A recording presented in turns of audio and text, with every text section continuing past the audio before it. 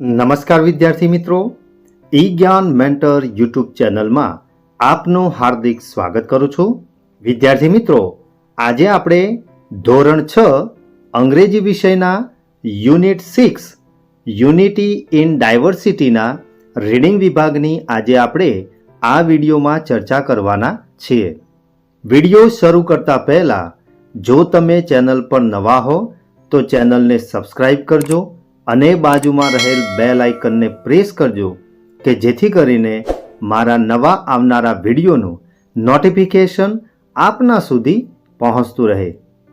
તો જોઈએ મિત્રો આજનો વિડીયો. અહીંયા વિદ્યાર્થી મિત્રો રીડિંગ વિભાગમાં આપણને સૂચના આપેલી છે રિસાઇટ એન્ડ એન્જોય, એટલે કે કાવ્યનું પઠન કરો અને આનંદ માણો. કાવ્યનું નામ છે કલરફુલ કલ્ચર, એટલે કે રંગબેરંગી સંસ્કૃતિ. તો વિદ્યાર્થી મિત્રો સૌથી પહેલા આપણે કાવ્યનું પઠન કરીશું અને સાથે સાથે તેની સમજૂતી મેળવતા જઈશું. India's culture A treasure so rare, rich in traditions and customs to share.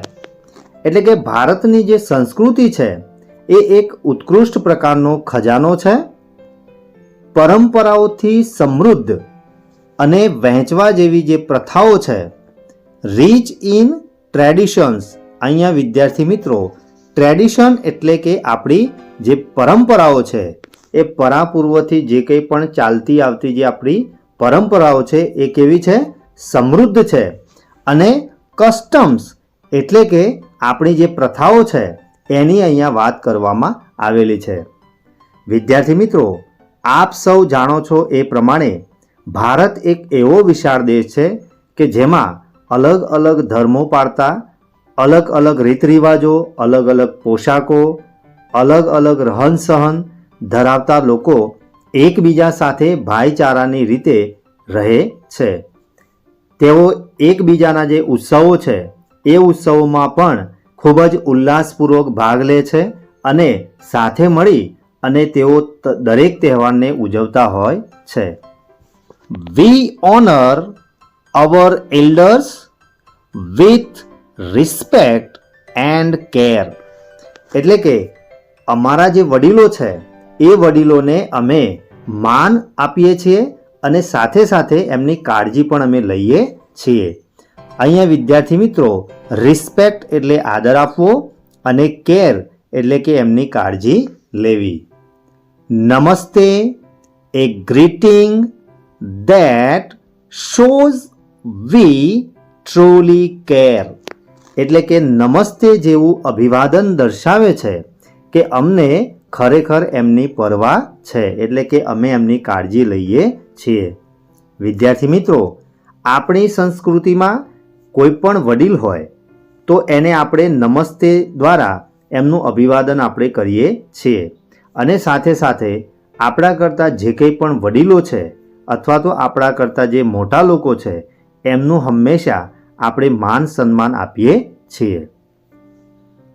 Hour festivals a gallery of delight, colours, music and dance through day and night, એટલે કે જે અમારા જે તહેવારો છે એ તહેવારો ઉમંગોનું પ્રદર્શન છે જેમાં દિવસ રાત રંગો, સંગીત અને નૃત્ય હોય છે. Our food a fusion of spices and love, savouring each bite sent from above, એટલે કે જે અમારું જે ભોજન છે એ મસાલા અને પ્રેમનું સંયોજન છે જે ઉપરથી મોકલેલ પ્રત્યેક કોડિયાનો સ્વાદ અમે માણીએ છીએ. વિદ્યાર્થી મિત્રો મેં તમને અગાઉ કહ્યું એ પ્રમાણે આપણા દેશમાં અલગ અલગ પ્રકારના લોકો રહે છે, તેમ છતાં તે દરેક પ્રકારના જે તહેવારો હોય એ તહેવારોની ઉજવણી ખૂબ જ હર્ષ અને ઉલ્લાસપૂર્વકે ઉજવતા હોય છે. તો વિદ્યાર્થી મિત્રો આપણો જે દેશ છે એ વિવિધતાઓથી ભરેલો છે. એટલે જ વિશ્વમાં એનું જે માન છે એ અલગ જ પ્રકારનું છે.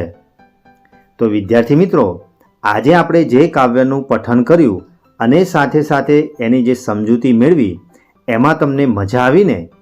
આશા રાખીશ કે તમને આ કાવ્યમાં સંપૂર્ણ ખ્યાલ આવ્યો હશે.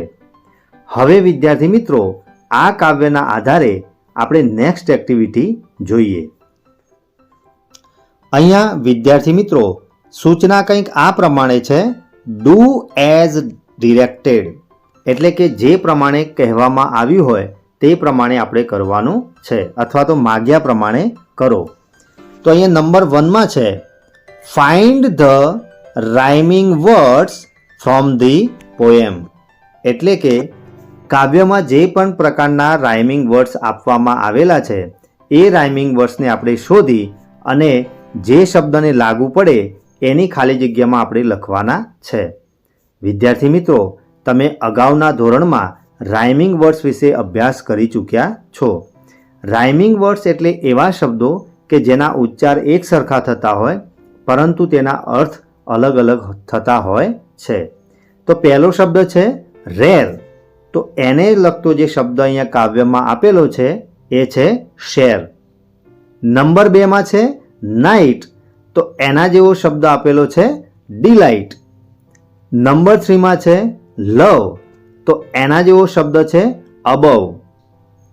ત્યાર પછી નંબર 2માં આપેલું છે we celebrate our festivals with ખાલી જગ્યા, એટલે કે આપણા જે તહેવારો છે એ આપણે ઉજવીએ છીએ કોની સાથે?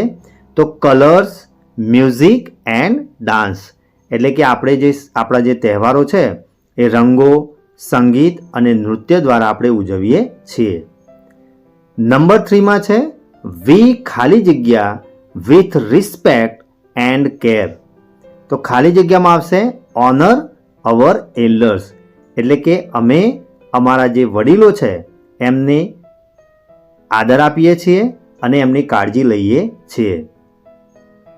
નંબર 4માં છે how do you greet guest at your home, એટલે કે તમારા ઘરે કોઈ મહેમાન આવે તો એમને તમને કેવી રીતે અભિવાદન કરો છો?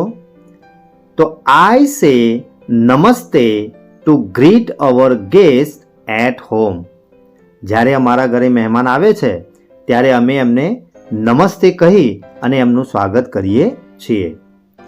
નંબર 5માં છે ઇન્ડિયા ઇઝ રીચ ઇન ખાલી જગ્યા એન્ડ ખાલી જગ્યા, તો ખાલી જગ્યામાં આવશે ટ્રેડિશન્સ અને કસ્ટમ્સ, એટલે કે ભારત દેશ છે એ વિવિધ પરંપરાઓ અને એની જે રૂઢિઓ છે એમાં ખૂબ જ સમૃદ્ધ છે. નંબર 6માં છે find the opposite word of disrespect, એટલે કે જે ડિસરિસ્પેક્ટ જે શબ્દ છે એટલે કે અનાદર, એનો ઓપોઝિટ વર્ડ વિરોધી શબ્દ કાવ્યમાંથી શોધીને લખવાનો છે. તો એને લગતો આવશે શબ્દ રિસ્પેક્ટ, એટલે આદર આપવો. તો વિદ્યાર્થી મિત્રો, આ હતી રીડિંગ વિભાગમાં આપવામાં આવેલી પોએમ ભારત દેશના લોકો કેવી રીતે રહે છે, તેમના પોશાક, તેમનું કલ્ચર, એમની સંસ્કૃતિ શું છે એના વિશેની હતી, જેનો આપણે આ વિડીયોમાં આપણે અભ્યાસ કર્યો. તો વિદ્યાર્થી મિત્રો, રીડિંગ વિભાગમાં ચલાવેલ પોએમમાં તમને મજા આવીને?